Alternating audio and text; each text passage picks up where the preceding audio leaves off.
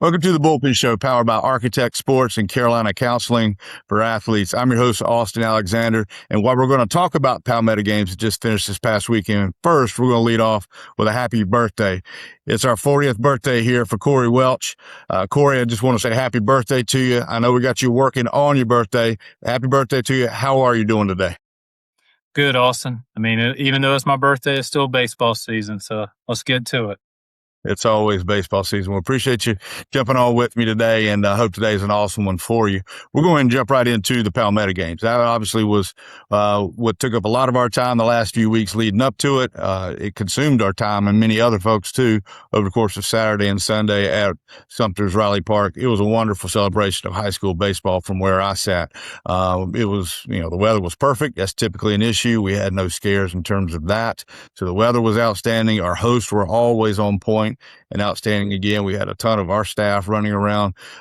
Hopefully you saw plenty of information not only on our website, but also throughout social media. I felt like it was a pretty good weekend for Diamond prospects and baseball players from all over the state who came, and of course the 100+ college coaches and pro scouts that came. But when I say Palmetto Games 2026, Cory, what was your initial takeaway? I mean, the biggest takeaway is just the depth of our state. We were missing a few of the guys that we do know, but you would not have known that just based off the 60 times that we had, the velocity and the way guys performed. Like, I was real impressed with some guys that have really, which we'll talk about later, some guys whose stock really rose and rose to the occasion. You mentioned the 60 times and the velocities, and like I said, we were missing some good players due to pitchers that had shut down and so forth. I just want to throw the numbers out there real quick. Sub-7 60s, we have 41 guys shoot through the finish line under a 7 flat. That's a new Palmetto Games record. We had 88 different arms touch, 40 different arms touch 88 plus, and 17 of those guys touched 90 or better. We had 3 guys topping out at 94. So in that sense, the numbers game was pretty dang good. But also the baseball was pretty good at times. We had to start out with, we had kind of a pitching duel in game 1, a 2-1 quickie. And then after that, we saw plenty of offense. And we're going to talk about some of the standout performances. So we'll just kind of stop right there and just kind of go right into the standout performances. A lot of good players showed out. I mean, on a stage like that where everybody's invited, everybody there can play. They're not there by happenstance. They've done something, obviously, to warrant being on the field in the first place. Talk about some of the guys that stuck out to you. When I say standout performances, the first handful of guys you think of would be who, Cory? Yeah, I mean, and Austin, before we got on, I kind of went through a list, and there were so many, and I was only able to narrow it down to like a dozen, but I want to say that there was definitely more than that performed at the level that they needed to. Starting off first is Emory Urell from Burns. I thought I haven't had a chance to see him a ton, but his 60 time was impressive. I believe it was a 6.48. The thing that really stuck out to me, he played some infield, but there was a ball hit and he didn't make the catch in center field, but he really tracked it down. Off the bat, it was a no doubt double, potentially a triple, but he got to it, and that was really good. Another arm that I liked, who I had not seen before, was Christopher Collin from Spartanburg High. I know he had a big push in the playoffs and things like that, but up to 89, showed some secondary stuff, and that Spartanburg team's going to be good this coming spring, and he's going to lead the way with it. Elijah Flatt from P27, he threw on Sunday afternoon late. It was just fastball changeup, but sat 88 to 89. I believe he struck out the side to end the event. So we started with pitching and ended with pitching right there as far as the weekend went. A kid that he didn't have the greatest outing, but I really liked his stuff, and he's been battling some injuries, is Hayden Laird from Greenville High. And they had a slew of guys there that performed. I know Jack Lurstang, Griffin Gowans is another one that really stuck out. But Laird, he showed some good stuff, was up to 91, made some pitches in a jam where, like, what I liked is we got to see him compete. Sometimes in these showcase settings when things go sideways, sometimes you see some pitchers not really get after it, but he showed some competitive spirit. Carter Kelly, 2 Fountain Inn guys here. I'm going to talk about Carter Kelly. I mean, he's been a staple in the Palmetto Games. I'm not surprised, and he led off the game with a base hit, won a Gold Glove award. He's one of my favorite players to watch. Turned in a 6.5 as well. And then a starter for the Northwest team on Sunday, Cole Dawkins from Fountain Inn. He's going to step into a bigger role this year. He was really good, up to 88, showed a good curveball, had a little cutter. I mean, he showed some good stuff. Moving on, Colt Babbitt, he showed some bat speed, College of Charleston commit from Hammond. Showcases well, plays both infield and outfield. Really enjoyed watching his BP. Mason McKay, a 2029 from Northwestern. He started the game off with a great play, got to, catches your eye right away. But even throughout the weekend, he plays the game really hard. The best outing that we saw, obviously, who won the most outstanding pitcher was Braden Richardson from Fort Mill. He's a South Carolina commit. Was up to 94, has a power slider, a starter, can do about anything on the mound. He was real good to see. Jones Bell from Lexington had a great weekend. Turned in a 6.75 60, was over 90 from the outfield, hit a double. A kid that I know you've seen him a lot being in the Midlands. I haven't seen him a ton, especially in the last year, but he made some strides. Cooper Derrick, part of the state championship team with Chapin, was up to 92, cruised through his inning of work. Moved to the bullpen last spring, and that's what really, to me, that's what propelled Chapin to a state championship, was having that back end guy, and he showed that. And then one of the last but not least, the kid that really impressed me the most, because it's a kid that I see just basically at Palmetto games because the location was Brewer Cannon, was 94 across the infield, had a good swing. Just got so much more physical since last time I've seen him. So I know he'll gain some college attention after this event. So like I said, that's a dozen that I narrowed it down to. There were more than that, but I'm sure you have a few guys as well. I do, and I will try to keep it even shorter than that for time's sake. One that I haven't seen play at all was Trey Lawrence out of Cane Bay. The 2029 outfielder is a guy that's been on the national circuit. I just haven't had a chance to see him. I haven't seen him play for his high school, and boy, just when I watched him, the combination of power, speed, the size that the kid is for the age that he is. First thing I had to think about, I wonder what Bo Jackson looked like when he was that age. Now, I'm not comparing any kid that's going into the sophomore class or beginning of sophomore classes right now to a guy that's one of the best athletes of all time. But just when you see a guy that can run that well, throws enough, certainly has juice in the bat, and it translated to the game too. He also swung the bat well when he saw quality pitching. So certainly a very high ceiling for Trey Lawrence coming out of Cane Bay. I hadn't seen Parker Weatherby either. He was a good player. Also stay with that 29 class that we're really excited about and continues to grow by the day, it seems. Parker Weatherby out of South Point, he did everything well in the defensive workout. He ran well. He swung the bat well enough. And then when he got on the mound, his first inning of work was real quick. You're talking about, it was kind of in a game where it gotten bogged down either with some walks or just a lot of offense. And he restored order real quick in that first frame. Really good tempo. Bam, bam, bam, just attacked hitters with stuff too. He was in the upper 80s. He was also showing, breaking pitch and a good changeup, advanced changeup for his age. So he did a little bit of everything for me as a baseball player, and a bona fide two-way guy. As you project him out, there's no reason to think he's one or the other at this stage in his development. You mentioned Braden Richardson as well. I had not had a chance to see him pitch, only play a position up until the Palmetto games. And just a very, very, I guess the best way to put it is advanced in the way that he carries himself.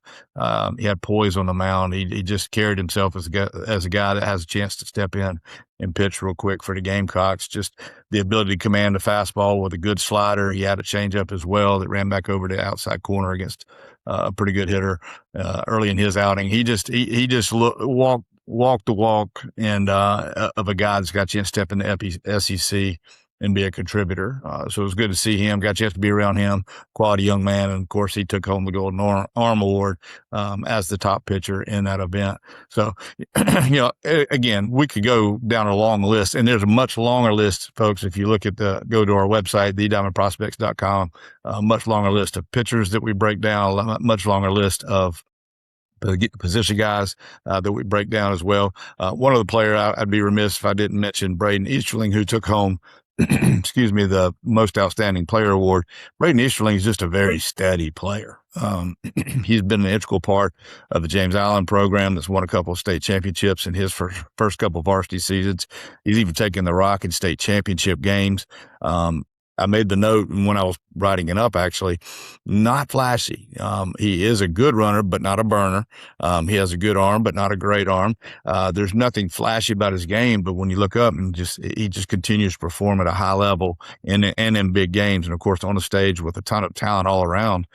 He had 3 knocks, 2 of them were doubles. One, he hustled into a double and also threw a scoreless inning on the mound. So at some point, you got to recognize this guy's a pretty good baseball player. And at the end of the day, he's the type of guy that helps teams win games. And I think that's what we're supposed to be looking for when it comes to high school players being able to project out to the next level. So I want to make sure I mention him. And of course, there's plenty of other good players that are documented on the website. The Mideast team won the championship. When we didn't mention that, I failed to mention that at the very beginning. They were the only undefeated team. There were several splits and a lot of runs scored, but they did take the championship. Head coach Travis Collier is the head coach at Fort Mill. He was the manager of that team and piloted that ship over those 2 days. So we appreciate him coming out there with his son, Nolan, helping him as an assistant coach. And got a chance to see, obviously in that Sunday game, they got out to a pretty good start with 2-run dinger from Dylan Hernandez. College of Charleston commitment from AC Flora. He's also a 2027. Dylan Hernandez, one of the top hitters in that class, showed why when there weren't a lot of balls getting ringing off of the fences and even approaching the warning track. He ran one out of there to start that game, got them off to a 2-0 lead. And of course, they went on to win the championship and take home the team award. So, those are some standout performances offensively, defensively. We talked about some arms. What are some other top moments that you can think of, just some things that stick out when you look back at the 2026 Palmetto Games? Yeah, there were 2 things to me, and one we talked about before is it's important to stick around till the end. In the 9th inning or 7th inning on Saturday, Silas Brown from Broome took the ball, and he was electric. I failed to mention him, but I knew I was going to talk about him now. He was up to 89, a good breaking ball. He's a kid from Broome who's pitched in a lot of big games. We've always liked him, but he's made a huge jump. And then also Elijah Flatt from P27, the lefty. We're doing the awards and things like that. We think we have a good beat on it, and then a guy rolls out there in the 9th and punches out the side. So that's kind of cool for me. To just kind of think about that. We get it right from first pitch to last as far as the talent goes. And then the second piece, I was actually before the Northeast and Northwest game. John Park and Will Baumhofer were there, and one thing they brought up, and it's good to see because we can get kind of caught up in it and not recognize this, but they've come to Palmetto games and things like that. So getting to talk with them and just how they were blown away by just how physical the guys are now. Just from, I think Will was 2019 or 20, somewhere around there, and Park was a little before that. But just talking about just the physical size of all the players. And I feel like Austin, you're probably on the same. Like we get caught up in that because we see them every day or all the time. But if you step away for a while, like a lot of these guys are physically ready for college baseball, which was not the case 8 to 12 years ago. So it goes into the work ethic that these kids have. So those are 2 things that kind of stuck out to me. I'll tell you, you make a good point about the size of the players. When you sit on the grandstand side of the net or the fence, a lot of places, you don't get the gravity of how big some of these kids are until you actually walk down the field and you lean on the cage and they walk by you or share a dugout with them for a little bit. You don't realize the size of these young men are. You got some guys that are behemoth and hit balls out of sight. And then you got some guys that aren't quite as big, but also pack a pretty good punch and can play the speed game. So we have a little bit of everything out there, and it was just a lot of fun to watch.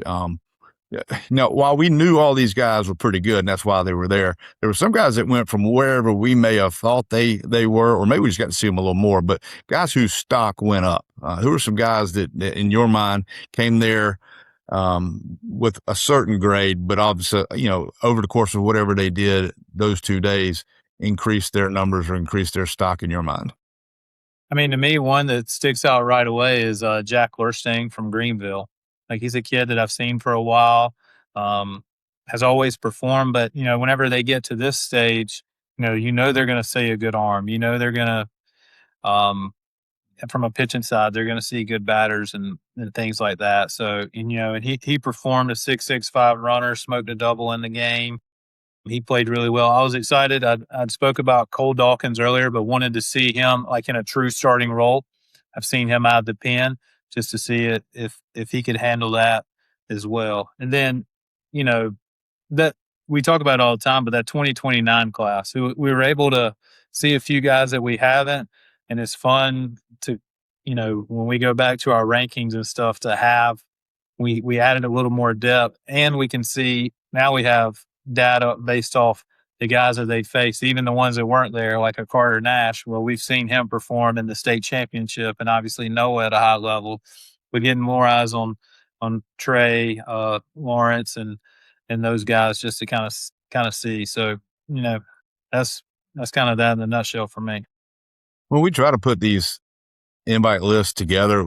In most cases, you or I or both of us have seen most of the players that were on the field, but in some cases, we have to trust others and other contacts of ours that are established in the game too. And because we can't see everybody, we don't see everybody's high school team play, or not everybody comes to one of our events. We have to trust some folks. And one name that just stuck out to me was Jonah Poston from Hannah Pamlico. And we just haven't seen them play. And a trusted name in our phone buzzed us and said, hey, you need this guy there as an arm. And so we ended up taking him as an arm. And his first couple of at-bats, he smokes balls to the wall and showed off the ability that he was a good two-way player at that level. But even at this level with, guys from all over the place, he stood out and was one of the top performers there, and not a player that either one of us had ever seen play before. So that's the beauty of this too, is guys, a lot of these players are new names to these college coaches, or maybe they've seen them and haven't seen them much, or maybe they'd heard their name, but they haven't seen them play at all. And so a lot of these guys, go from basically relative obscurity to, once they're on this stage, if they perform well, things happen for them. And I've already talked to quite a few coaches, and I know you have too, some players too, that have really drastically upgraded the school, the number of options that they may have because of the performances this past weekend. We've already had a couple of commitments that came right out of the gate. I expect there'll be, I'm sure, several more before the week is over, certainly before the month is over, because coaches were either able to see and identify some of these players for the first time, or see them a little more, or just see them a little better than what they had seen them in the past. And so that's why we do this, is so the kids have an opportunity to play at the next level and enhance whatever options they may have to play at the next level. So, we really enjoyed the Palmetto Games, and it's a lot of work on our end to put it together. But when the weather cooperates and the talent shows up and performs, college coaches roll in, and the grandstand is full of people that are evaluators to watch these guys play, then it really makes it all worth it. And so we feel like, last Saturday and Sunday at Sumter was just another huge celebration of high school baseball in the state of South Carolina. So hopefully, if you were there, you thought the same thing. Hopefully you had a good experience. If you missed it, as I mentioned a couple of times, there's plenty of stuff on the website. The live stream was another thing that we featured last year for the first time. Trey Dyson and Banks Faulkner were on the mic and did a great job, also with some of the guests that were running up the stairs to pop in. I know your son was up there doing the game changer, but chiming in as well with some of the different guests that came on. So if you missed that, if you missed anything, or if you want to go back and watch your at-bats or your grandson's at-bats, whatever the case may be, all that live streams on our DP YouTube channel, and all that can be found on our website as well. So you go back and you can find any aspect of the workout, from the defensive stuff, the BP. Obviously, the game action is all chronicled on that, on those live streams from all 6 games in each session each day. Let's go ahead and turn attention. People, I know you've gotten this as well, Cory. People think, well, now that it's over, you're going to get a chance to take a little bit of a break. We don't do that because it's not, end of November, December yet. We've got to turn our attention real quickly to our fall leagues and the border battle. Let's talk about the fall leagues first. Give folks an idea of kind of where we're at with that and what we're looking forward to with the fall leagues that are right around the corner, Cory. Yeah, I mean, we're just now getting that cranked up. I believe in the Rock Hill area, they're starting in maybe 2 weeks or somewhere around there. I'll speak for here in the upstate. We're starting to get Everything together for it, applications and stuff. Now that kids are back in school, it's a little easier for the coaches to communicate. But we'll start here the week after Labor Day. We're looking at 70 to 75 teams with our typical all-star games at the end. And me and Barry were talking about the other day. A lot of the kids, you know, getting to see a lot of those guys at Palmetto games. Kind of forecasting to potentially to our all-star games and stuff like that. It's really exciting. And the fall league is my favorite time of the year because, it's a little more laid back. For me as an evaluator, whenever I go to the games, I'm kind of more, I don't want to say involved, but, I can get on the field, in the dugout, speak to the guys a little more in game and stuff like that because it's not as formal. And, the coaches around here are great. I'll give some feedback here and there, some things that I see that they can do to be better as well. So starting to get the ball rolling on that. We sent out all the information to the coaches and it's starting to trickle in.